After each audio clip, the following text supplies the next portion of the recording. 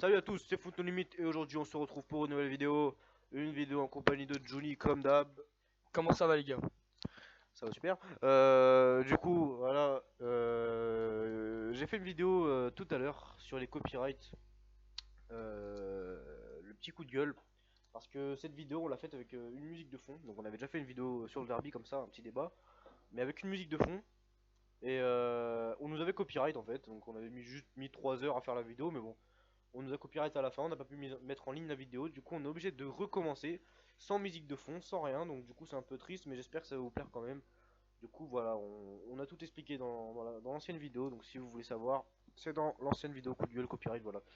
Donc salut Julie du coup, comment vas-tu? Bah moi ça va très bien. Et toi bah. Ça va super, alors est-ce que tu as des questions du coup pour commencer ce débat, on va dire, hein, de Saint-Étienne-Lyon? Bah voilà, pour commencer, donc déjà, il faut se présenter un minimum. Donc pourquoi aimes-tu les Saint-Étienne? Donc voilà, on n'avait pas prévenu, mais moi je suis pour la Saint-Étienne. D'où mon nom Oba, donc Aubameyang, je pense qu'il y en aura beaucoup qui auraient compris. Euh, J'aime Saint-Etienne depuis que je suis tout petit. Le premier maillot que j'ai porté c'était celui de la Saint-Etienne. Et toute ma famille est pour la Saint-Etienne, mis à part quelques exceptions, mais bon voilà. Je suis né à Lyon, ouais, je suis né à Lyon, mais la nature m'a mal faite. Mais je suis pour Saint-Etienne, voilà, depuis que je suis tout petit. Et, et du coup, voilà pourquoi on m'appelle Obam. Oba plutôt, parce que Aubameyang c'est mon joueur préféré tout simplement. C'est l'un de mes joueurs préférés. Même pas l'un, c'est mon joueur préféré parce que c'est l'un des grands attaquants de Saint-Etienne. Voilà, dans les années 2000, parce que maintenant malheureusement il n'y a plus d'attaquant à Saint-Etienne, c'est le néant. Du coup, pour moi, voilà, c'est le seul qui est vraiment monté en puissance. Aubameyang, là, regardez, il est à Dortmund. Il a même peut-être allé dans un plus grand club que Dortmund. Enfin, pour moi, c'est un très grand attaquant. Et puis, c'est un mec, enfin, il a une très belle personnalité. Enfin, il est simple, quoi. C'est un joueur simple. Et voilà, c'est tout ce que j'aime. Donc, du coup, en plus, il est passé par Saint-Etienne. Du coup, c'est, voilà, quoi de mieux. Donc voilà, donc j'ai répondu à ta question. Donc moi, je te retourne la question. Pourquoi tu supportes Lyon, la Lyonnais? Donc de par mon nom Johnny, vous avez sûrement compris que voilà mon club c'était l'Olympique Lyonnais. Tout simplement parce que voilà, depuis que je regarde le foot, la première équipe qui m'a fait rêver et que j'ai regardé c'est l'Olympique Lyonnais. Ils m'ont fait rêver en Ligue des Champions à l'époque, notamment avec Junio qui était le capitaine et le meilleur joueur de l'équipe. Tout simplement, voilà, ce que j'adore de Juni, c'est qu'il mouille le maillot, il a l'amour du club. En plus de ça, tous les matchs, les grands matchs qu'on a joués, il était là. Donc il était vraiment présent, c'était un des meilleurs joueurs de l'équipe à chaque match. Donc il se battait. En plus de ça, être techniquement très fort et très intelligent. Et puis là, aujourd'hui encore, on voit qu'il aime qu'il adore ce club et voilà pourquoi c'est mon joueur préféré. Et puis plus généralement pour l'Olympique Lyonnais, voilà, même depuis, même quand ça va moins bien, bah, j'aime toujours ce club. C'est mon club de cœur et ça restera à jamais. Voilà, donc on va continuer par donc une autre question. Au bas, quel est le derby que tu as préféré en tant que supporter des Verts? Alors le derby que j'ai préféré en tant que supporter des Verts, c'était le centième derby. Le centième derby avec donc il y avait eu 1-0 pour Saint-Etienne. Parce que tout simplement on se faisait bouffer pendant tout le match. Et mais vraiment bouffé, on n'avait jamais une seule occasion. Voilà, c'était Lyon qui dominait à fond pendant tout le match. Et puis là, la 60, enfin genre 15 minutes de la fin, 75e ou 70, 80e, je sais plus trop. Faute sur Payet.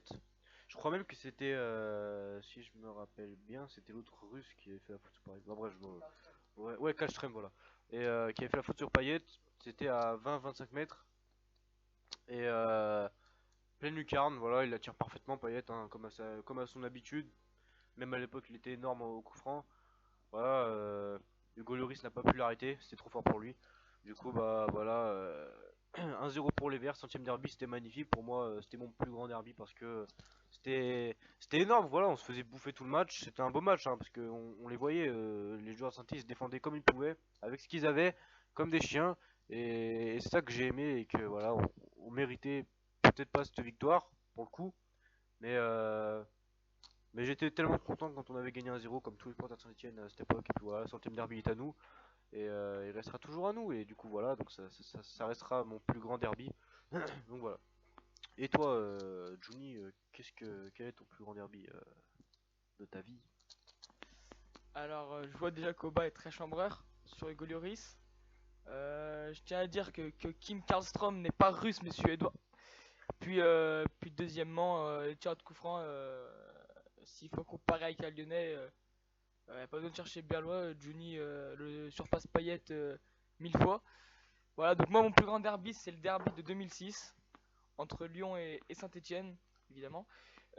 Où Lyon gagne 4-0 à Gerland et c'est vrai que Lyon était déjà sacré champion et c'était un match qui comptait pas au niveau du classement, mais évidemment un derby compte toujours et les joueurs s'étaient teints les cheveux en rouge et bleu et malgré ça le jeu produit par Lyon était exceptionnel et notamment le deuxième but celui de Fred qui est magnifique et c'est pour ça que ce match-là c'est mon derby préféré quoi et puis c'était la grande époque. Tout pouvait nous arriver, mais à la fin on gagnait. Donc voilà pourquoi pour moi ça représente l'époque lyonnaise, ce derby. Donc voilà. On va passer à la question suivante. Donc Oba, que penses-tu de la rivalité entre Lyon et l'AS Saint-Etienne? Alors, ce que je pense de la rivalité entre Lyon et Saint-Etienne, c'est que heureusement qu'il y en a une déjà, parce que sinon ce serait pas un beau derby, enfin ce serait nul à voir. Et voilà, donc ce que je pense de la rivalité, c'est que je trouve qu'elle était mieux avant. Je sais pas pour toi, Johnny, mais je trouve qu'elle était mieux avant parce qu'avant on n'avait pas autant d'interdictions de stade que maintenant. Et ce qui fait qu'avant il y avait une ambiance plus chaude. Ok, c'était peut-être même plus dangereux, mais il y avait une vraie ambiance de derby, quoi, un vrai derby chaud comme là-bas en Turquie ou ailleurs, tu vois. Et du coup, c'est ça qui donnait aussi aux gens envie de voir ce derby-là. Et moi, je kiffais tout simplement aussi des ambiances comme ça, et il y avait une vraie rivalité, quoi. On sentait que c'était limite de la haine, tu vois. Donc voilà, c'était super à voir, et voilà. Maintenant, il y a beaucoup d'interdictions au stade. On voit que maintenant au Parc OL, bon, les supporters ont boycotté le déplacement parce qu'il n'y avait pas eu assez de place justement donnée par le préfet. Après, c'est des choses comme ça qui maintenant, voilà, c'est le football de maintenant, quoi. C'est plus comme avant. Franchement, c'est plus comme avant, les interdictions au stade, tout ça. Du coup, ce qui fait qu'il y a une moins grande rivalité qu'avant, je trouve. Et voilà. Mais sinon, la rivalité entre ces deux clubs, c'est extraordinaire. C'est la plus grosse rivalité de France. Je dirais pas d'Europe quand même, parce qu'il y a quand même beaucoup de rivalités en Europe. Mais c'est déjà certainement vraiment la plus grosse rivalité de l'histoire de France encore. Il y a pas une... Après, il y a Paris-Marseille, mais pour moi, c'est du commercial. Si vous voulez, on en reparlera dans une autre vidéo, mais pour moi, c'est totalement commercial cette rivalité. Après, voilà ce que je pense de la rivalité. Elle est bien, heureusement qu'il y en a une, et puis ça donne envie à chaque derby de soutenir encore plus son équipe. Et voilà, pour moi, c'est une très belle rivalité. Et toi, qu'est-ce que t'en penses, Johnny? Bah, moi, sur le principe, je suis assez d'accord avec toi, mais il est vrai que je suis pas totalement d'accord sur certains points. Je trouve que, ouais, c'est super d'avoir des ambiances chaudes, mais par exemple, quand tu vas en Turquie, que ça finit, ça, il y a toujours un problème. J'ai pas envie d'avoir ça non plus, parce que pour moi, cette rivalité entre Lyon et Saint-Etienne sera éternelle. Tant que les deux clubs existeront, même s'il y en a un qui venait un jour, dans très longtemps, à descendre en Ligue 2, cette rivalité toujours existera. C'est les deux plus grands clubs de l'histoire de notre région. Puis évidemment qu'il y a de la tension, qu'il y a de la rivalité. Ça, c'est super d'ailleurs. Mais après, faut pas qu'il y ait autant de haine que certains derbys qu'il y a eu. Parce que ça peut gâcher la fête. Puis parce que ce match ne mérite pas ça. Quand nous, supporters français, regardons les calendriers en début de saison, on regarde tout de suite à quelle date est le derby et ça en fait un match mythique du championnat de France, le plus beau derby français. Et ce match ne mérite pas de problème parce qu'il y en a la tension et la rivalité est tellement haute pour moi, elle ne cessera jamais d'être là. Donc je vois pas pourquoi on rajouterait plus de haine que ça. Voilà, donc c'est mon avis. Puis voilà. Donc on va passer au thème suivant. Donc on va un peu on va vous dire les stats des derbies Lyon-Saint-Etienne avec donc Oba va vous dire ses stats. Donc voilà, donc on va dire les stats du derby. Les stats du derby du coup. Donc à Gerland, parce que oui, il y a eu que un derby au Parc OL du coup, on va pas compter ça, d'accord. Donc à Gerland, il y a eu 55 derbies, 23 gagnés par l'OL, 19 matchs nuls, 13 gagnés par Saint-Etienne. Donc l'OL était supérieur à Gerland, enfin était non, est supérieur à Gerland. Euh, donc voilà, c'est vrai que voilà. Donc à Geoffroy Guichard, 57 derbies, donc de plus. 14 victoires pour Lyon, 13 matchs nuls et 30 victoires pour Saint-Etienne, ce qui fait une large victoire pour enfin large. Ouais, quand même large victoire pour Saint-Etienne, hein, 16 matchs de plus, c'est énorme. Donc Saint-Etienne est meilleur à Geoffroy Guichard, comme peu le pensent, hein, parce qu'on n'a pas gagné depuis 20 ans, nanani nanana. Mais en attendant, je regarde les stats et Saint-Etienne ont gagné 16 fois de plus à Geoffroy Guichard que Lyon. Donc voilà. Euh, Au Parc OL, bien sûr, il n'y a eu qu'un derby, hein, gagné 2-0 par Lyon. Donc voilà pour les stats, hein, 114 derbies en tout, 39 gagnés par Lyon, 32 matchs nuls, 43 gagnés par Saint-Etienne. Voilà, c'est assez équilibré, je pense. Hein, il n'y a que 4 victoires de plus pour saint c'est équilibré, même si voilà, il y a eu leur époque. Hein, il y a eu l'épopée des Verts en 70, où Saint-Etienne dominait complètement Lyon. Et puis il y a eu dans les années 2000 où Lyon dominait Saint-Etienne aussi. Donc c'est équilibré. Maintenant là cette année on est vraiment on sait pas qui c'est. Quand il y a un derby on sait pas qui c'est qui va gagner en fait.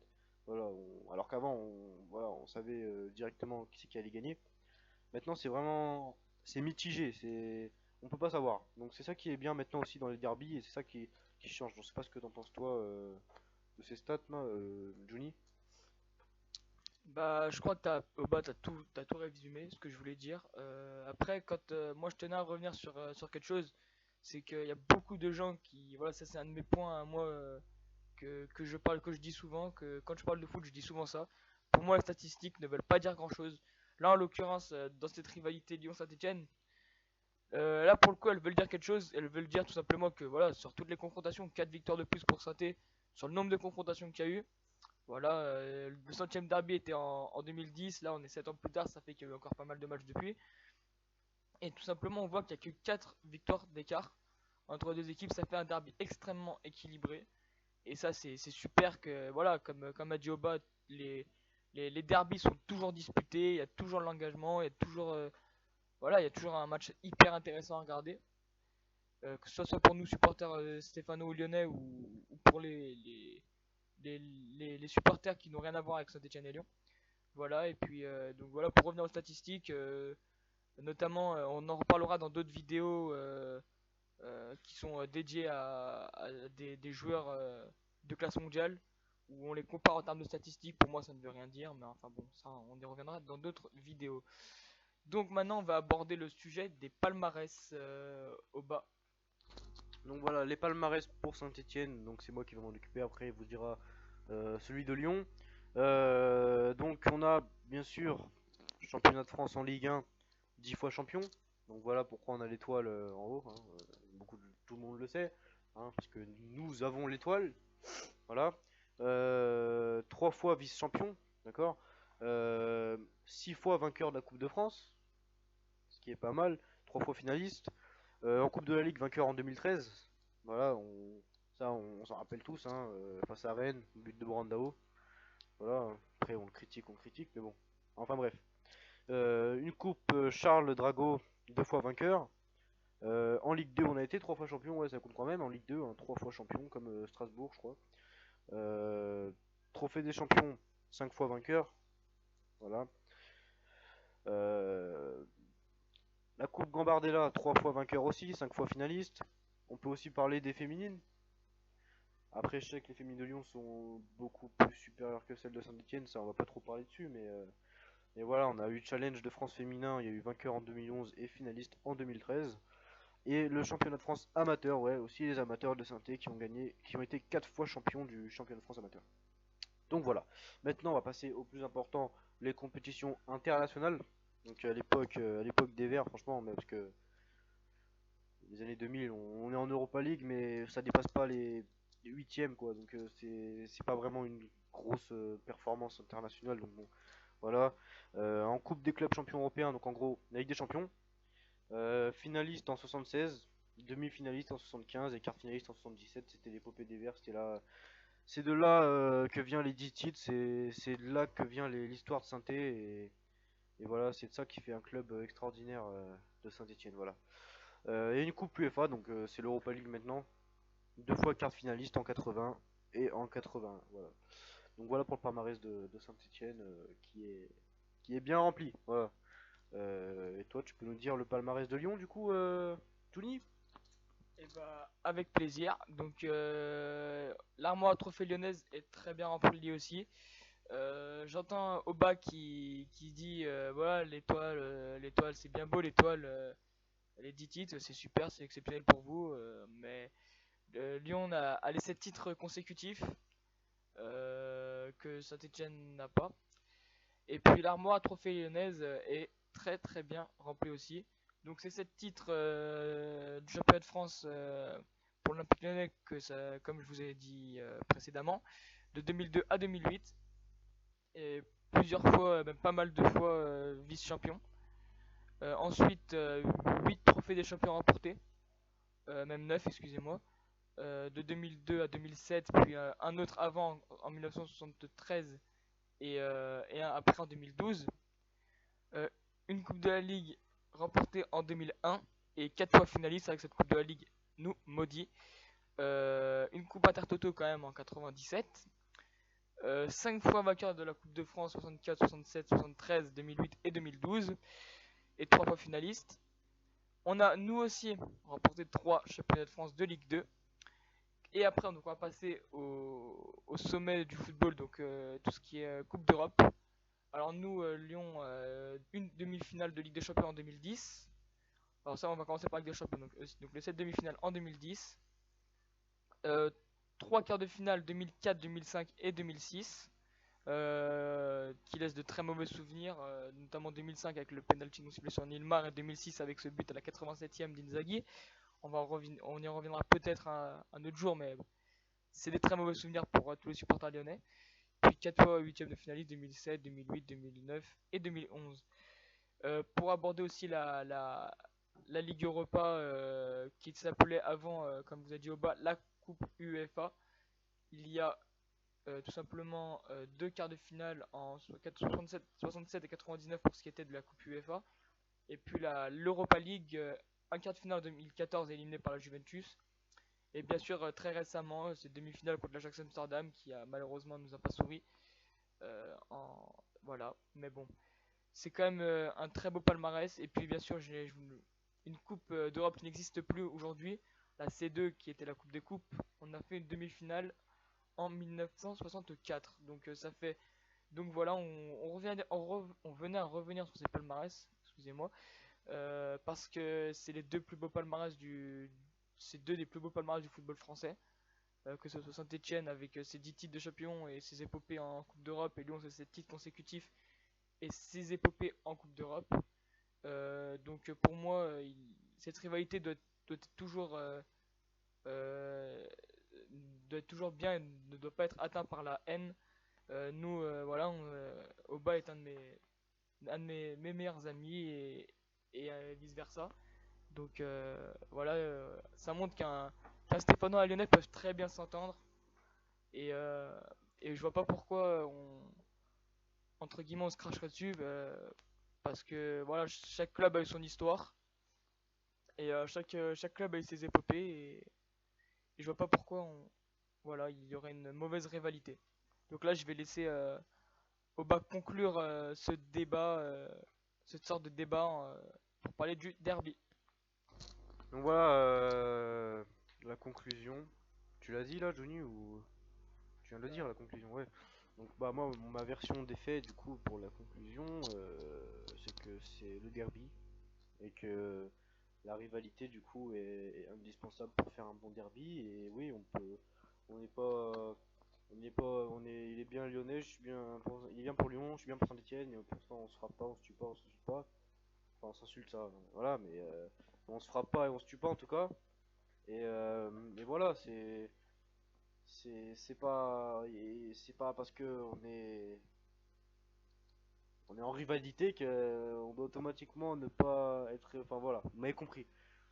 Donc voilà, donc du coup j'espère que cette vidéo vous aura plu et que ce débat vous aura plu du coup et que vous avez été bien informé sur ce derby là et sur aussi la personne qui nous avait demandé pour quelle équipe on était. Donc voilà, maintenant t'as ta réponse. Oba pour Saint-Etienne, donc moi pour Saint-Etienne et Johnny lui. Pour Lyon. Voilà, donc voilà, donc bonne soirée ou bon après-midi, ça dépend à quelle heure vous regardez cette vidéo. Et merci d'avoir regardé cette vidéo, n'hésitez pas à lâcher un like, n'hésitez pas à vous abonner, faites tourner la chaîne à vos potes. Et puis voilà, merci à tous, ciao mes mères. Ciao. Merci.